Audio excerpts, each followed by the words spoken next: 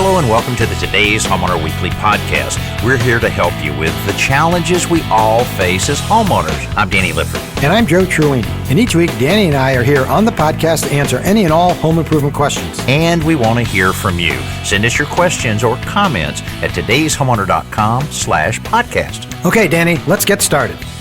Today's Homeowner Podcast is brought to you by the Home Depot. How doers get more done. This week we cover a lot of different topics with a lot of different homeowners, but one that you might be real interested in is how to hide the cabling between a flat screen TV and the cable box. Man, you can have a great looking flat screen TV and ugly cables hanging down right in front of you. You can cover them up with a book, or there's some other things that you can do as well. Yeah, that's a problem now that most TVs, those large flat screens, are mounted to the wall. When it used to be stuck in a cabinet, it wasn't much of an issue, but now you have all these wires hanging down the wall and you're staring at these cables as much as a TV. And you've probably seen these ultrasonic pest repellers they've been selling for many years. Do they really work? Well, we're going to discuss that coming up. Also, there are millions of cultured marble countertops all over the country. They're bound to get stained a little bit. Do you have to throw them away? Can you sand it down? What can you do to pull those stains out of there? We've explored this one a lot over the years. We've got several ways that I'm sure can help you if you're suffering from stains on your cultured marble countertop. And I've got a simple solution on how to move heavy furniture without either hurting yourself or scratching up the floor. Well, I have used that one a number of times here recently. I guarantee you it works. I can vouch for that one. Okay, let's get started. Joe, I'll tell you, something you and I talked about a while back. What's that? Is landscaping and talking about making it manageable. A lot of times here on the show, whether you're installing insulation in your attic, whether you're painting the outside of your house, it can be so overwhelming to tackle the entire project, both at the same time in your planning, in your list making, all of that. It does help a little bit, especially on landscaping, anything you're doing, is to kind of break it down a little bit. That's right. Dan and I often talk about when you're tackling a home improvement project, if you look at the whole scope of it, it's like, well, there are 30 things I need to do, and it seems overwhelming. But if you just start with the basics, with, let's say it's a prep, you have to first clean out the room, then you have to prep the surface, and you have to collect the materials. If you do it step by step, it's a lot easier, a lot more manageable. And that's certainly the case with landscaping. And I'm not sure where I first read this, Danny, but there's a thing called landscaping zones that I've written about in the past, where homeowners, if you take your landscape and break it down into zones, it's much more manageable. For example, you look out into your property and you see lawns. So you're going to take care of the lawn, mowing, raking, dethatching, whatever. And then you have trees and shrubs. Then you have flower beds and gardens. Then maybe you have hardscapes. And hardscapes are anything that's basically not a landscape. So it could be patio, a deck, a retaining wall, a walkway, a stone or gravel walkway, anything like that. And so if you break it down that way, in different seasons, you need to work on different things, right? So in the middle of winter, you're not concerned about the lawn, but it might be a good time to trim some trees, that kind of thing. So by breaking it down into those just 4 simple zones, it's much more manageable. And I'll tell you one thing that I recently did at my previous house is before any pressure washing, go ahead and consider trimming all of those bushes back. It's amazing how these things can grow. And a lot of people don't realize the reason that you need at least 12 inches of space between any vegetation and your home.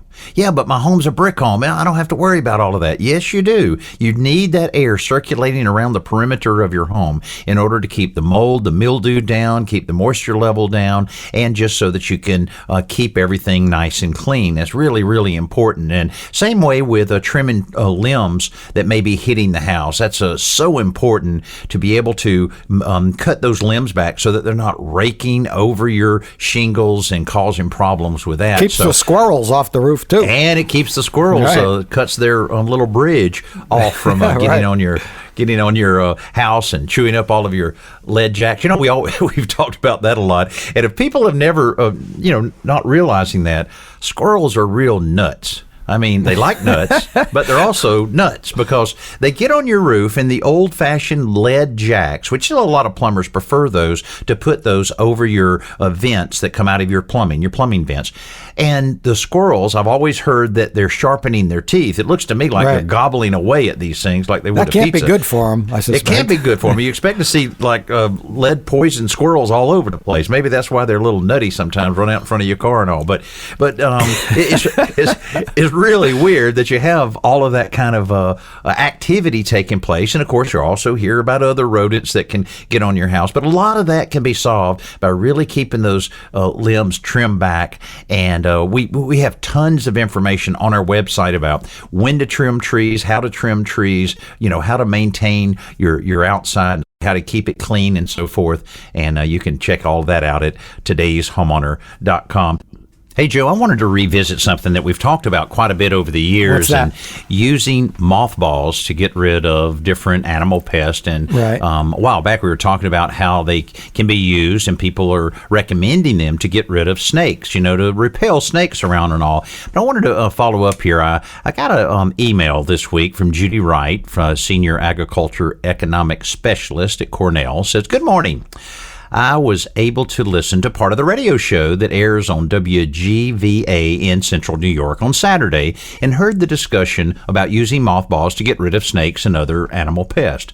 As an agricultural educator, I did a little research into their use for this purpose and learned that mothballs are considered to be a pesticide, and using them off-label, not as directed by the label directions, is essentially illegal.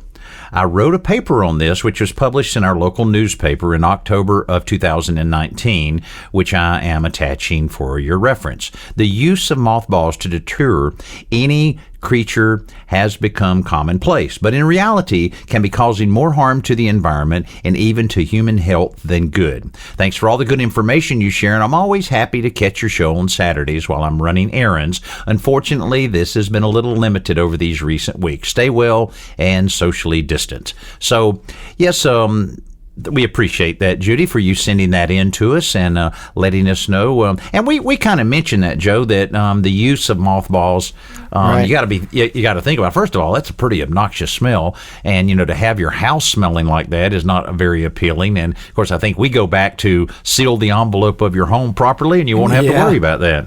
Yeah, that's right. Yeah, I think we had mentioned that you shouldn't have the mothballs give off a vapor, a gas, and in an enclosed area, it can be overwhelming and dangerous. So yeah, definitely. I mean, one thing we didn't say is read the back of the label. Right. And I think I'd mentioned a story where my mom had raccoons under her front porch, and she tossed in a couple of mothballs, and raccoons ran away, and that seemed like a nice, easy way to get rid of them. But yeah, I guess they are a pesticide. I never really thought of it because they kill moths, or at least drive moths out of your closet, which is the reason they were developed. But yeah, you don't want pets or children finding them in case they, eat them or handle them when they're not supposed to. So that's really good advice, no matter what product you're handling, is read the label. I know it's difficult to read those labels because they're teeny and tiny. In fact, I shared a simple solution a while ago. I'll share it again. Take your phone. When you're at the store or the hardware store or the home center and you're trying to read the label, take a picture of it and then enlarge it so you can read it. I've gotten into the habit of doing that, Danny, especially with like certain paint products. You want to make sure you get the exact right primer or paint. Yeah. And sometimes I'll read it and I'll think, oh, I'm glad I read this. This is not exactly what I want. It doesn't. You can't use it on MDF. I thought you could, or whatever. So read the label. If you have to enlarge it with your phone, do so. But yeah, that's really good advice. Always read the label for safety's sake. Hey, let's head to Texas right now. Jenny's on the line. Jenny, welcome to the Today's Homeowner Radio Show. Hi, guys. Hey, thanks for taking my call. Of course. Absolutely. Tell us what's going on there with this flat screen TV. Okay. Yeah. So we just remodeled our family room, and it includes one of those mega flat screen TVs and a killer sound system. Mm-hmm. And we mounted the TV on the wall, and then we put the rest of the electronics on kind of a tiered shelf unit next to it. Mm-hmm. And the problem is all the cords and wires and plugs, they look terrible. We tried using zip ties and duct tape, and it's still a mess. Well, I even went so far as I went up in our attic and I found this big coffee table book someone had given us, and I stood it upright to try to hide, most of the mess. But, I mean, like looking at the book is almost worse than seeing all the cords. Well, that's not a bad idea, and there's actually a simple solution related to hiding things within a book that we might share with you from that standpoint as well. Well, you know, the thing is, I agree with you. Having the wires hanging down there really take away from the beauty of a nice, big, stately television like that's hung on the wall. You know, you have a cavity in the wall that you're able to access, and you can, you know, route wires down behind that. They also have little raceways, little covered things that I still don't like those, but they're a little more, you know, uniform and a little more aesthetically pleasing to have it running from the center of the television straight down to your other components. But no, what are those? Is that like a tube or? Yeah, pretty much. It's kind of like something that... It's like a channel. Yeah, like a channel that a lot of them have a peel and stick that you can put the wires in that little channel and then push them right to the wall. Then they can be painted the same color as the wall. Oh, okay. Okay. That's like your only option sometimes if you're dealing with concrete or, you know, some type of solid wall that doesn't have a cavity in it. Okay. Okay. And are there any other options? Or? But I know, Joe, you and I talked about something. You were talking about something that was made, and of course there should be something out there to address this very problem. Yeah, there is. And Jenny, if the raceways, if anyone's interested in looking it up, there's a company called Wire Mold, M-O-L-D. They've been making them for years. I know they make the metal ones, which are slightly less attractive but more durable than the stick-on plastic ones. But in any case, those are the two different raceways. But yeah, there's a company called Echo Gear. And they make it's called Cable Management Kit. And it's essentially two round power modules. And these are low voltage power modules. And you put one up behind the TV and you put one down below, hidden wherever you need to hide it. And even if it's not hidden, it's not that unattractive. It's just a round plastic white plate, almost looks like an outlet, except that it's round. And the idea is you run the wires through one of these power modules down to the other one and just plug it in. And they have, and the kit even comes with a hole saw, so it gives you a saw to drill the right size hole. And it includes, these power modules can accommodate multiple wires, including HDMI, Ethernet, audio cables, so you can get everything in one. So now I've not installed one of these, so I'm not sure exactly how they hook up. But if you go to echogear.com, I suspect you'll get more information on it. It's about $60 for the kit, but it includes everything you need. And this way, the hot wires are actually in the wall, so hidden away completely, and you can put that book back up in the attic. Oh, right. Well, I don't know. It's jams and jellies from around the globe. If you can believe it, it was actually a wedding gift. Jams and jellies. Yeah, using that on a daily basis, I'm sure. Yeah. My favorite, of course, we got this as a wedding gift back in 93, and I never had looked at it, but I actually found my favorite recipe is the nettle jam from Ethiopia. Wow. Oh, well, next time you're in Ethiopia, you have to get some nettles. Yeah, there you go. Okay, so echogear.com. I'm going to check it out. I hope it's something I can install myself. But I think it is. I think it's designed for DIY installation. Okay, very good. So I'll call back when I get this all installed, and you can pat me on the back then. There you go. We'll be glad to. We'd love to hear that response. So you have to send us a jar of jam, though. Yeah, that's right. I don't know if it's going to be nettle jam. Okay. It might be store-bought. Okay, thanks so much, guys. Hey, our pleasure. Thanks so much for being on the show, Jenny. We'll talk with you again. Hey, Joe, that does remind me, though, of that idea of, if you have a cable box or if you have something that is unsightly sitting, a lot of times it'll be, on a entertainment center or something like that. We did do a simple solution one time in taking 3 or 4 books. You can buy books for such an inexpensive way, gluing them together and then going on the back side of it and cutting out all of the pages and all of the inside, positioning the router or whatever you might have in the books. You set the books there, it completely disappears. Books are attractive for most of the time, and this is another way that you can make that a little more attractive when you're trying to get all of your electronics all in place there without having to see them, but still having them outside a cabinet where all of the signals will work. It's time for our Best New Product segment, brought to you by the Home Depot. How doers get more done. You know, the great thing about summer is all the chances that you get to get outside and really enjoy it. But the stinging insects, well, they don't seem to appreciate our presence very much, and spraying any dangerous chemicals around people and pets, well, it makes a lot of people nervous. So Zevo has introduced a stinging insect killer with a BioSelect formula. Now, the formula will take out the insects by targeting nervous system receptors, which are only active in insects, not in people or pets. Now, this easy-to-use aerosol works on carpenter bees, hornets, yellow jackets, wasp, and umbrella wasp. And the Zevo formula uses plant oils instead of traditional pyrethroids, so it's so safe to use and only has just a light scent. It's not going to overwhelm you. So, for more information on this Zevo Instant Action Aerosol Wasp, Hornet, Yellow Jacket, and Stinging Insect Killer, just log on to HomeDepot.com. John's on the phone with us now from Maryland. John, welcome to the show. Hi, how you doing? Hey, we're doing great. Tell us what's going on here. Is this a sound that it's been making a long time, or is it starting to get worse and worse? It's starting to get worse and worse, but it's been doing that for a few months now. It's on my kitchen sink, and when I finish washing the dishes, as I would say from Baltimore, I'm wrenching my hands out in the zinc, and then the water goes down and starts gurgling. Uh-huh. Okay. All right. Well, Joe is a wannabe plumber, and he loves to answer plumbing questions. So, Joe, what do you think? All right. Well, John, the two most common reasons that a kitchen sink will gurgle a little bit is that there's some debris of some sort in the pipe, not enough to cause a clog, just enough to prevent the water from slowly flowing through or flowing through without stopping and starting. That's what you're hearing. And the other one is that the other cause could be if there's a blocked vent. There's a vent stack that goes behind the sink and behind all sinks, and it goes up to daylight someplace. Usually it goes through the roof. And if that's clogged, and it could be clogged for any number of reasons, including, some animal gets on top of the roof and drops something down there or builds a net, whatever. So if it's food debris, if something's stuck, then you just clean it out like you do any other sink. You can try plunging it. You can remove the trap underneath it and clear it out. Maybe snake into the drain pipe that's going directly into the wall. Usually it would be relatively close to the sink. So usually if it's a clog, it's easy to find.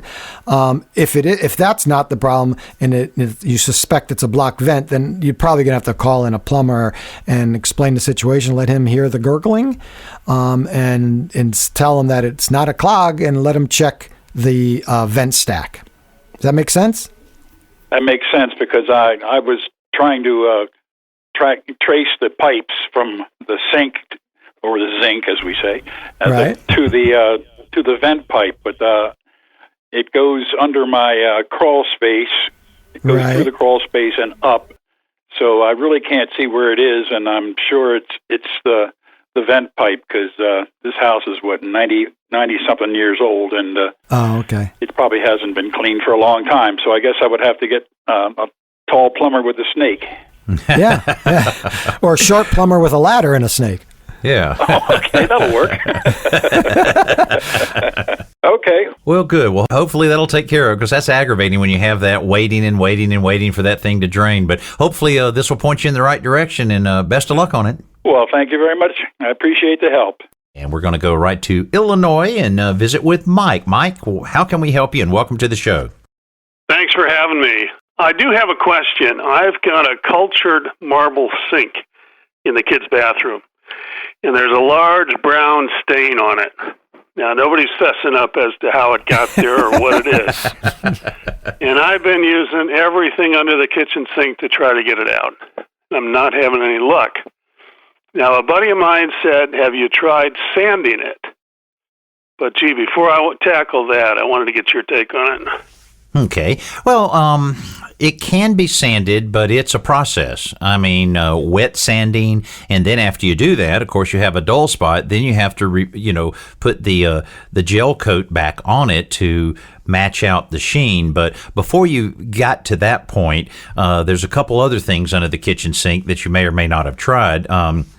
I'm sure Joe has some ideas here, but I'll tell you something I've heard over and over and over, and I've used it once, and I'll say that it works pretty darn good, is Barkeeper's Friend, which what a cool name is that.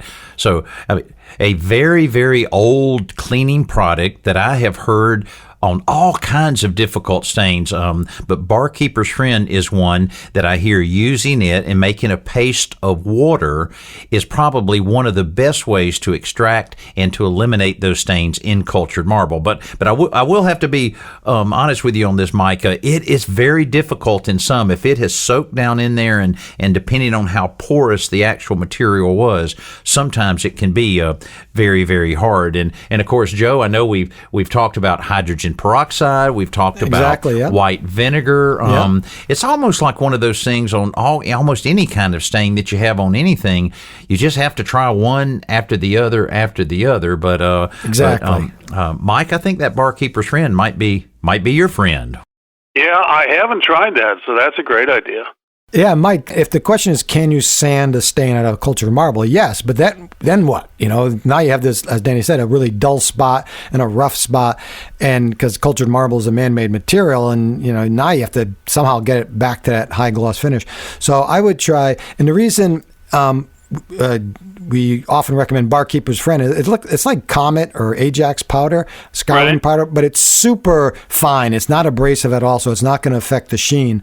But what you want to do is mix it up with some water to form that thick poultice and spread it over the stain and let it sit overnight. That's the key, and then rinse it. Oh, okay. All right. And if you want to try hydrogen peroxide is supposed to work as well on most stains on cultured marble. And again, you have to give it time to set. So what you want to do is soak a rag in hydrogen peroxide, lay the rag over the stain, cover it with plastic wrap to keep it from evaporating, and then wait an hour or two. Then I would re-wet the cloth with hydrogen peroxide, and again, leave that overnight. So one of those two, I'd probably try the hydrogen peroxide work to see if that works, and if it does, fine. If it lightens a stain, it doesn't remove it entirely, repeat it. And if not, then go out and try to, find this Barkeeper's Friend. That's good stuff to have in the house no matter what. Is that commonly available at the store? I have seen it at Home Depot, and I think I saw it at one supermarket. It used to be harder to find. I'm not sure Danny and I have anything to do with the fact that it's more commonly available, because we do mention it pretty regularly. Right. But I think you can find it. Look wherever they sell the Comet is probably where you'll find it. Okay, great idea. Well, good, Mike. Well, best of luck on that. You hate to replace a whole countertop because that's for sure. but because you forgot to move something and it caused a stain. So it's okay. It's okay. You're trying to blame your child, yeah. Yeah, cover your tracks. Yeah, well, they're not talking to me now. Well, good. Well, best of luck on that. If we can help you on anything else, let us know. Appreciate it. Thanks a lot. Okay, our pleasure. Something I stopped at this place to get gas, and this guy came out to me, and he was a detailer. I don't know what he came out to me because my little camper I had some rust on it, and he wanted to. Right. And he knew me from television, radio, and all, and he wanted to try a little something. It worked very, very well. And I asked him, what do? You detail out things? He goes, yeah, I do boats, I do campers, I do all kinds of things. Well, you know how it is with a boat. It's always, I've got this, very modest boat, but you always have something that you just can't get off. And, pressure washing, I've used the magic erasers, which do work very, very well for that. Yeah. But he told me the absolute best thing is to go buy 6 bottles. And I guess Barkeeper's Friend's available as a liquid as well as a powder. Oh, I was not aware of that. He said buy 6 bottles, mix it all together. Maybe it's a concentrate or something like that. I haven't tried this yet, but I'm going to soon. And then put it in a pump-up sprayer. Rinse your boat down, spray it all over the boat everywhere, and leave it for about 30 minutes. Wow. He says, come back. And I said, well, do I scrub it? He says, no, don't do anything. Just spray it on there and then come back with a water hose. You don't even have to use a pressure washer. He says, it'll be cleaner than you've ever seen it before. And like I say, this guy makes a living doing this. Right. So I am definitely going to try that as soon as I get a chance. So this is on the boat itself? He's saying you spray the... Yeah. Inside and outside of the boat. With a pump-up sprayer. Pump-up sprayer, let it work for 30 minutes. He says everything will come off. Wow. He says, whereas, you're pressure washing and you have this won't come off. Right. Yeah, I know. And plus pressure washing around electronics and things like that's never good. So, all right. We'll have to try that. I will let you know how that works. Hey, let's get some more emails here. All right. Kathy in Massachusetts says, I have polyurethane on the wood siding of my house. Is there any way to remove it without damaging the siding? Thanks for any suggestion. I love listening to you guys on the radio. Well, thank you, thanks. Kathy, for that. And I wonder, really, polyurethane. I wonder how she got polyurethane on the house. Yeah, I wonder if maybe she's using that term generically and has a clear sealer of some type on there. Yeah, I'm not and sure. boy, I'll tell you, to tackle an entire outside of the house in trying to eliminate the sealer that might be on it is a pretty big task. Talking about pressure washing, I don't think pressure washing is going to help on that. But what do you think of that, Joe? Yeah, what do you think the best way to approach that? that? She said I got polyurethane on the siding, so it sounds like maybe she was working on, spilled some on there. I don't know. Oh, okay. I didn't think about that. Yeah. Maybe so. Yeah, I don't think the whole house is polyurethane. Well, she doesn't mention if it's painted or stained. So if it's painted, I think the best thing to do is just sand it off and prime it and paint it, and you probably won't even see the repair. If it's a stained finish on the siding, I would make there's a homemade stripper you can make by just pouring equal parts of lacquer thinner and denatured alcohol into a small can, mix well, and brush it onto the polyurethane. Wait 20 or 30 seconds. It doesn't take long for that to dissolve the finish, and then lightly scrub it with some 4O steel wool. 4O is just the coarseness of it. And then wash the surface with warm water and something like Murphy's oil soap, because you want to remove any of that stripper residue. Then clean it with some fresh water, and then at that point you have to see what it looks like. You might have to restain the area, but that's sure. If it's a small spot, I would try that. It's a little, it's a stripper, but it's pretty non-toxic. Yeah. Right now, one of our favorite parts of the show, our simple solution. How about it, Joe? All right, Dan, here's how to safely and easily move heavy objects across the floor. I'm talking about, a heavy piece of furniture or a trunk full of who knows what. It's something you can't easily lift. And not only across the floor, but also downstairs. I did this recently, and it worked great. First, you set the object on top of either an old blanket, or what I usually use is a quilted moving pad, which you can buy pretty affordably these days. And so you set this object on top of it, tip it up on one end, slide it under, and tip it up on the other end, and pull it back so it's all 4 feet, or the whole surface is on the pad or the blanket. And then you just simply lift up on the leading edge, the outside edge, and you just pull it, and you'll see it'll slide right across the floor, no problem. And you can lift up on the blanket, to help slightly, just to slide over any raised transitions between rooms or whatever. And then when you come to a staircase, this is what I did. And again, I was surprised how well it worked. You don't have to, gravity is the only thing you have to be a little aware of. And you just put one hand against the object, and you lift up on the blanket. And if you lift it a little bit, it's not hitting every single step, and it just glides straight down. You just back down the stairs really easily, one step at a time. And I was moving things. There was no one home, of course, that could help me. And I moved these 2 or 3 heavy pieces of furniture down a whole flight of stairs. No problem. Because of the pad, it didn't scratch up the steps. So try that. You'd be surprised how easily it'll slide just on that fabric. Like I said, I usually use the quilted moving pad, but anything thick like that will work really well in this case. Now it's time for our podcast question of the week. And this one comes in from Denise in California. What product might work best to kill cockroaches? I don't have any kids or pets, but I'd rather not use any of the heavy-duty chemicals unless absolutely necessary.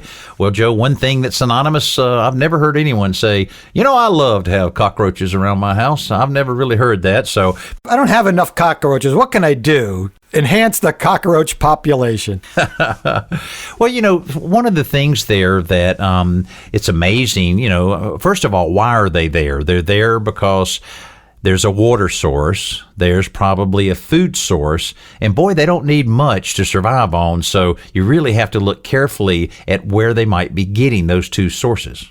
Yeah, not only don't they need much, a few drops of water here, a couple of crumbs there, but they don't need very much space to squeeze through. I heard once, I think they can squeeze through like an 1/8-inch space. I've never actually seen that, but if that's true, we're in trouble. I have a lot of 1/8-inch spaces around my house. But yeah, the very first thing, of course, with any pest is eliminate why they're there. If they're there for warmth, you got to close off the envelope of your house so they're not getting in. If it's for water and cockroaches, it's got to be water and food, and it doesn't doesn't take much. So that's what I would do is first, try to eliminate that. Wipe down countertops before you go to sleep in the sink. Make sure everything's nice and dry. And a lot of people, first thing they do, Danny, is when they want to get rid of a cockroach, they get a can of cockroach spray and they just start spraying all over. But all that does really is you might kill the couple that you see and you literally spray with this poison, but the rest of them just scatter and they don't come back until the poison has dissipated. They come in some other way. So that doesn't really work. The best, the safest, and most effective way are use roach killing baits. And they come in several forms. They're liquids, they're gels. You can use boric acid, and the baits are usually either in like little discs, and they crawl like a little roach motel kind of thing. They crawl in and they eat whatever's in there and they die. They also have adhesive back strips that I've seen that you can put up inside cabinets. And they do make glue traps for roaches. I've never used those, but apparently they make glue traps that also they walk onto it and they get stuck. Yeah, So, the first order of business, as you mentioned, is getting rid of what's attracting them to your home in the first place. And then if you're using the bait and everything, then just like go to war with them. Go ahead and put out plenty of them, maintain them. Right, yeah. Once you don't see roaches anymore, continue to use them so that you can just eliminate all of the whole herd. Isn't that it? Herd? I'm not sure. Maybe. It's probably, don't animals have, the gathering of animals, they have really unusual name. It's like a murder of crows. Right. Like a bunch of crows is called a murder. I know. Why is it a murder of crows? A flock of seagulls. Why isn't it a flock? Different things like that. You can get clown shoes too. Clown shoes work great. You run around your kitchen with clown shoes. Run around. That's true. Kill every step. You'll kill 20 roaches. Yeah. And it's fun to wear clown shoes. Apparently. Hey, that's going to pretty much wrap up everything for our podcast this week. We do appreciate all the many questions that we've gotten. We'd encourage you to send questions in as well. Today's homeowner.com/podcast, and certainly appreciate all those great reviews we continue to get. We're going to continue working hard to provide you the kind of information that you've grown to expect from us here at Today's Homeowner. I'm Danny Lipford along with my buddy Joe Truini. Thank you so much for being with us on this podcast. We'll talk with you next week.